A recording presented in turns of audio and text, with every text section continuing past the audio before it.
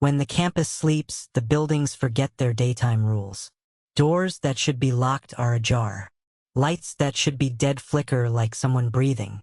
And the people who walk those empty halls at night, the guards, the night auditors, the patrols, they carry a different kind of flashlight. One that looks for answers the daylight never needs. Tonight we're on patrol. 3 security guards. 3 campuses. 3 nights they still can't explain. Stay close. Turn the volume up. If you're watching in bed, maybe tuck the blanket up under your chin. Also, totally optional, check if you locked your dorm. I'll wait. No, I won't. That'd be weird. Each of these accounts is told from the guard's perspective. Names and some details have been changed where requested. I'll give you timestamps, sensory details, and the official follow-ups when available. We'll start small, then follow a trail you won't want to retrace alone. Ethan had worked campus security for 5 years. He knew the patterns. Students cramming in the stacks at midnight, the occasional lockout, the janitor's cart at 3 a.m. But this night, a Wednesday in late October, changed how he thought about closing time. Mid-Atlantic State's library is built like an old cathedral of learning.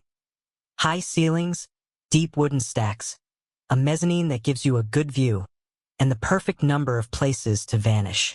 At 12:30 a.m., Ethan's rounds were routine. He checked the computer lab, logged a quiet on the circulation desk, and nodded to a lone student with a mountain of textbooks.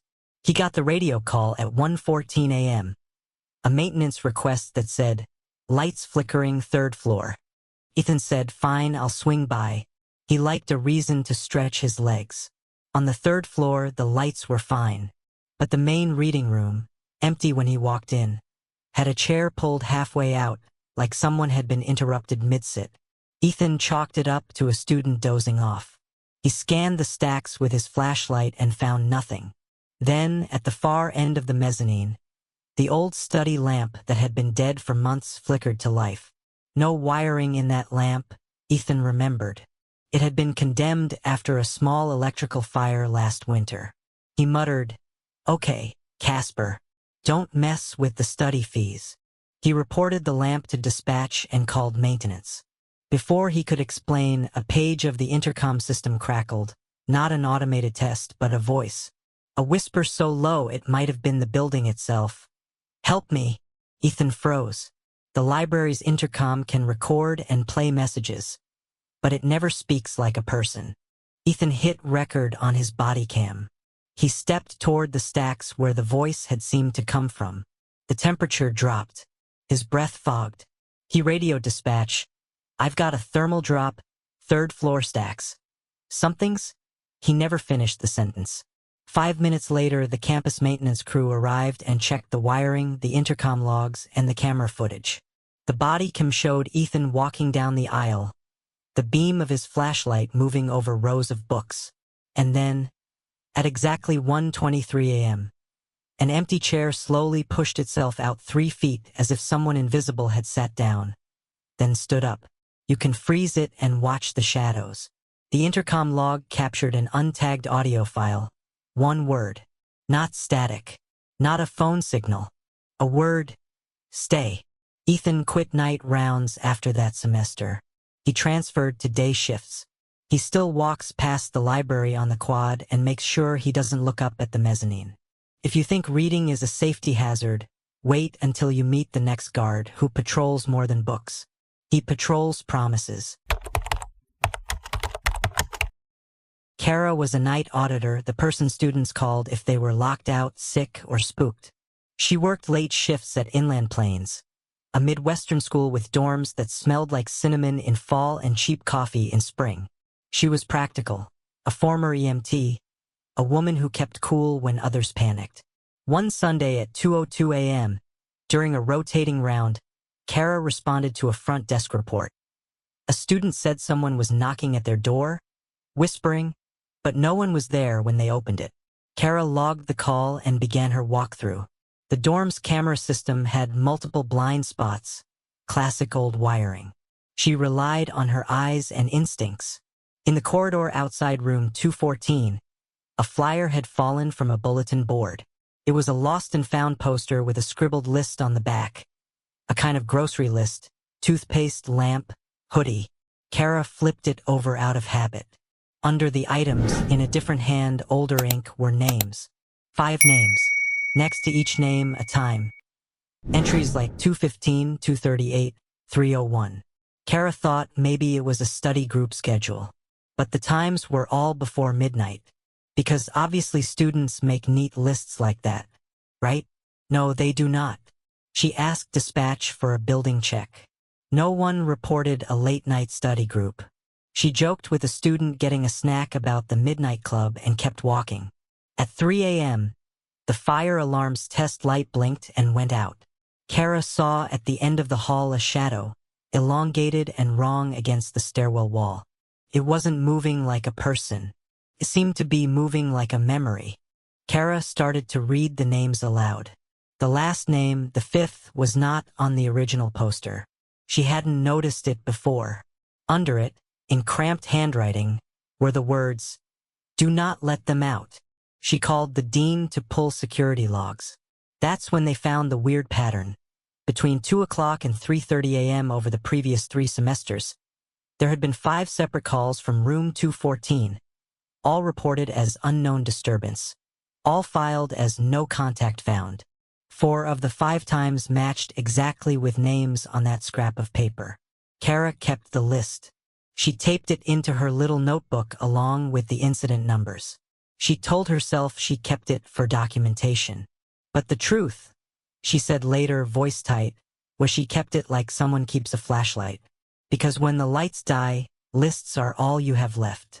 2 weeks later, a student in room 214 transferred out quietly. He said simply, "I can't sleep here anymore."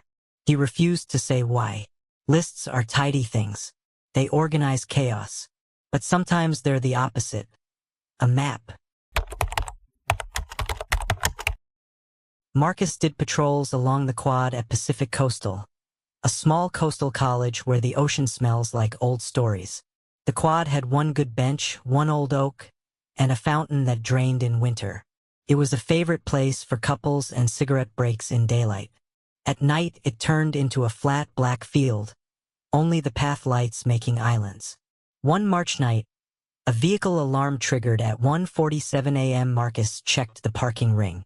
A car's alarm had been tripped and then shut off. No signs of forced entry. He chalked it up to a raccoon or a bad battery. But as he walked the path toward the student center, he felt the hairs on his arms rise the way they do when a story starts, uninvited. He passed the fountain and noticed something odd. Footprints. Not shoe prints, bear prints. Small like a child's. They led from the fountain across the lawn up to the oak and then stopped. Marcus followed, flashlight sweeping, and the beam found a small circle of turned soil under the tree. Someone or something had been digging. Campus landscaping. 10 out of 10 for commitment at 2 a.m. He radioed dispatch to bring K9. The dog tracked to the bench, then sat and wouldn't move. Marcus trusted animals. The dog's hackles were up. Then, in the corner of the bench's shadow, Marcus saw writing on the wood. At first he thought it was carved initials. Then he realized it was a phrase, repeated. Someone had carved the same sentence into the bench over and over. "Stay with us." Campus legend had it that years earlier a small group of students had held a midnight ritual. Part foolish bravado, part prayer, when a beloved professor who'd once taught under the oak died suddenly. They said the professor told them to keep the bench warm for each other. After that semester, a series of students who sat on the bench at night reported nightmares, and one left school entirely, saying only, "I don't like being watched." Marcus started documenting footprints, the bench, the small dug patch. The next night, he came back with a thermal camera. The camera found cold, not from air temperature but a focus cold at the center of the soil. And on the day after that, a janitor found a small stack of notebooks under the oak, filled with identical entries. Each page had a name and the same phrase, "We're lonely." Marcus told me he felt foolish the first night. How could a bench have agency? but he stopped patrolling that route alone. The school installed a motion light. The light helped until one night it didn't. It went off hard at 3:03 a.m. and the camera recorded nothing but a row of small, wet footprints heading across the quad. When a place wants company, it finds a way to ask. We walked 3 quiet nights. In a library that refused to close, a dorm with a secret list, and a quad that kept asking for company. The pattern is subtle but real. Places remember. Buildings take the imprint of the nights they live, the laughter, the arguments, the private grief. And sometimes that memory reaches back. These guards, Ethan, Kara, Marcus, they aren't supernatural experts. They are people who learned not to dismiss what they saw. They kept notes, they filed reports, and in small, practical ways they tried to protect the students they'd never meet during the day. That's the most unsettling thing. There's no grand monster. There's only persistence. A lamp that turns on, a list that grows, footprints that return. And hey, if you ever thought your roommate's 3 a.m. snacks were the scariest thing on campus, congratulations. You were probably safer than you think.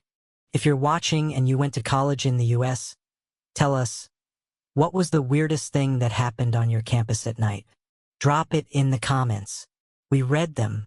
We map them. We sometimes feature them. Don't forget to tell us whether you want the quiet version for sleeping or the full details with the redactions, you decide. Night work is a kind of quiet courage. Guards patrol not because the buildings are brave, but because people inside them were once brave. When you light a lamp, leave a note, or sit on a bench to keep someone company, you change a place. Sometimes you make it lonelier. Sometimes you make it safer. And sometimes you wake something that can't rest. Thanks for walking the night with us.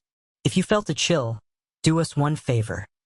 Like the video, subscribe, and click the bell so we can keep bringing you more True Night stories each week.